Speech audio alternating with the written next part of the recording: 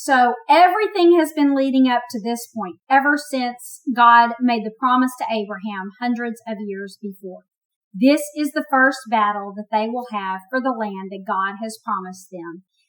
The Israelites are there in this land, and now they're about to have this big battle. The people there are evil. God has given them a chance. He told Abraham this whenever he told Abraham, I'm going to give this land to your descendants. He said, but not yet, because the iniquity of the Amorites is not yet complete.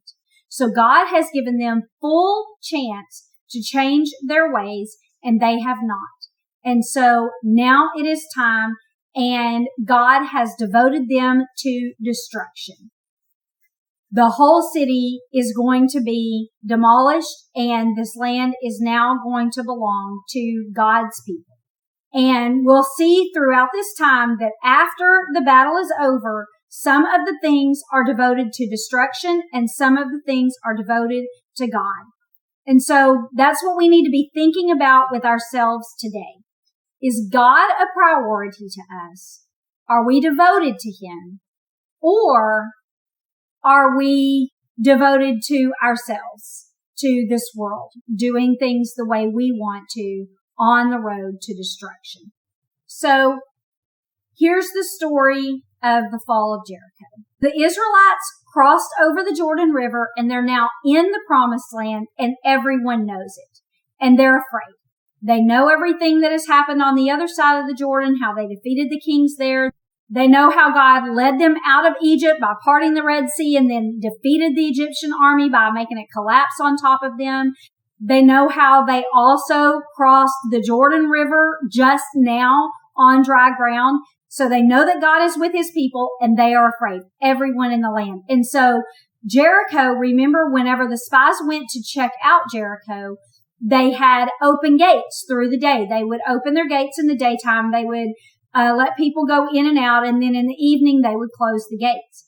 Well, now that they know that the Israelites are there in their land, their gates are tight shut. They're not letting anyone in, and they're not letting anyone out. Now, just a little bit of information about Jericho. Scholars tell us that there were two walls. I've told you that before whenever the spies went into the land. But they say that these walls, the first one was 6 foot thick, and the second one was 12 foot thick. And it was a little less than half of a mile in circumference. So this was about 7 acres on a hill. That's where Jericho was. 7 acres on a hill, surrounded by these two thick walls. And normally, if you wanted to take a city like this, you would surround it and make sure that everyone was too afraid to leave. And this would eventually starve them out. They wouldn't be able to get supplies. They wouldn't be able to get food, and they would either have to leave or stay there and die. If they tried to fight you over the wall, they would never be able to get any more supplies in. They'd eventually run out of supplies. You would be able to fight them better that way. And then eventually they would have to come out or die because they wouldn't have any food. This is the typical way that you would do it in a city like this, that's walled like that. Now, being on a hill, that makes it even more difficult to fight a city like this. But God does not do things in the typical way. He wants everyone to know, this was me. No one else made this happen. It wasn't done in the conventional way. It was done in the way that only God Himself can do. And so God gave Joshua specific instructions as to how He wanted him to take this city. Now, in our last lesson, we talked about how the commander of God's army approached Joshua on a horse holding his sword. And it's very possible that this is when God gave the instructions to Joshua of how he was going to take this city. Or God may have just spoken them to him at a different time. But that's what happened directly before this. So it's very possible that when the commander of God's army came to Joshua, he gave him these instructions. And they say, here's what I want you to do. I want you to get 7 priests and have them each holding a trumpet. And I want them to take the Ark of the Covenant like they did last time when they went across the Jordan River. But instead of leading this time, I want them to be in the center. And I want the 6 of the tribes of Israel to be in front of them and 6 tribes to be behind them, so that the priests and the Ark of the Covenant will be guarded there in the middle, totally protected. And I want you all to march around the city once for 6 straight days. And then on the 7th day, I want you to march around 7 times. And while y'all are marching, the priests will be sounding these trumpets, and the people are to be totally silent. And then on the 7th day, they're going to do the same thing, except they're not going to just march one time. They're going to march around 7 times. And when they complete their 7th trip around, the priests are to blow the trumpets one long blow. And this is going to be the signal to the rest of the soldiers to shout as loud as they can. And at their shout and the sound of their trumpet, I'm going to make the walls fall in on themselves. And then the soldiers will be able to just go straight forward into the city and completely take it over. So, not conventional, right? This is definitely a miracle. And so Joshua does this.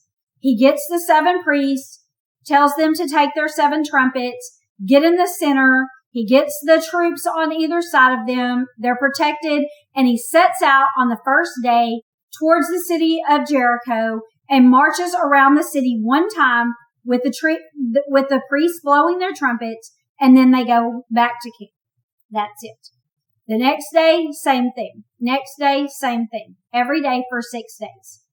On the 7th day, they get up early, they go out there, and they march around, but then they march a second time, and a third time, and a 4th time, and a 5th time, and a 6th time.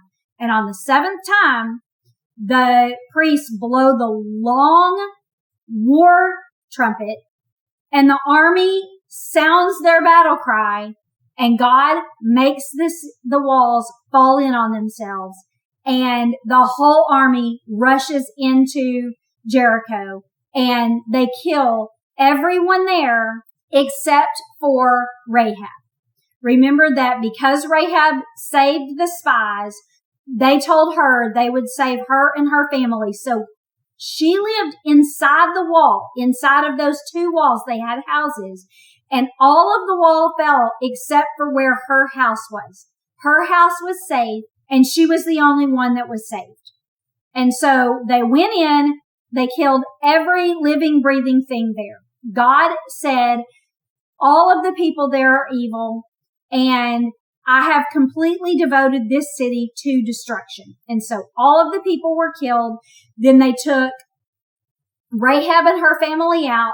All the gold, all the silver, all the bronze and the iron, they took out for the treasury of God. And then they burned the city to the ground. And then listen to what Joshua says about this city. This is verse 26. It says, Joshua laid an oath on them at that time, saying, Cursed before the Lord be the man who rises up and rebuilds the city of Jericho. At the cost of his firstborn shall he lay its foundation, and at the cost of his youngest son shall he set up its gates. So he's cursed anyone that rebuilds this city. This city is to be demolished forever. And sadly, later on, there is a wicked king of Israel named Ahab, and he allows this city to be rebuilt. And it tells us about this in 1 Kings 16:34. It says, Hiel of Bethel built Jericho. And then listen to this. It says, he laid its foundations with Abiram, his firstborn. And with his youngest son, Segub, he set up its gates, according to the word of the Lord, which he had spoken through Joshua. So the curse came true that Joshua pronounced all those years before. The city was not to be rebuilt.